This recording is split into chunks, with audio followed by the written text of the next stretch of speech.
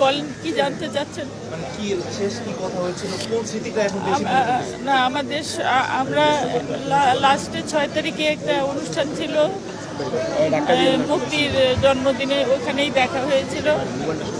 আর মানে এত ভিড় ছিল তো, ভিড়ের মধ্যে খুব একটা কথাবার্তা হয় নাই, ওইখানে লাস্ট দেখা আর কি। আর এখন এই লাস্ট এখন এই দেখা, এই দেখলাম আমার বোন আমাকে ছেড়ে চলে গেছে। আর শেষ আপনার সাথে কি কাজ করা হয়েছিল?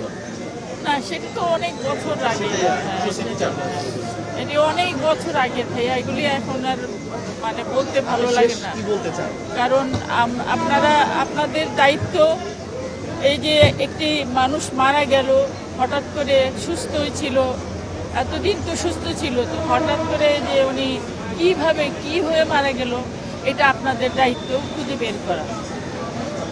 আমাদেরকে, আমরা যখন শুনেছি ইউনাইটেডে আমরা যেতে চেয়েছি, আমাদেরকে যা দেখতে দেওয়া হয়নি, যেতে দেওয়া হয়নি।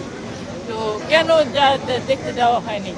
সেখানে তার ওই ছেলেই ছিল, হ্যাঁ দেখতে দেওয়া হয়নি। এগুলো আপনারা খুঁজে বের করেন।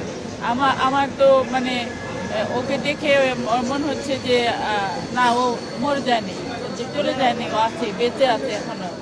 তো একটা মানুষ চলে গেল, আমাদের সন্দেহ দিয়ে তো কাজ নেই। এখানে অনেক রকমের, সে থাকতো আলাদা, আমি থাকি আলাদা।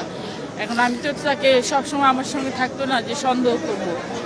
সন্দেহের কিচ্ছু না, সন্দেহ না, এটা জাস্ট একটা মানুষ হঠাৎ করে মারা গেল, খতিয়ে এটা আপনাদেরকে জানার দরকার নাই যে কেন, কিভাবে মারা গেল, কি হয়েছিল।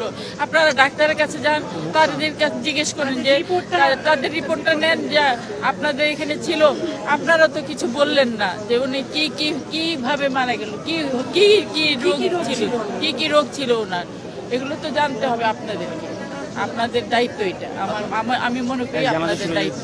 একদিন আমিও থাকবো না ভাইয়া, আমিও থাকবো না, হয়তো অনেক ডিপ্রেশন, মানে কিভাবে মারা যাব, কিভাবে, সেটাও আপনাদের দায়িত্ব, যারা আপনারা বেঁচে থাকবেন। আল্লাহ।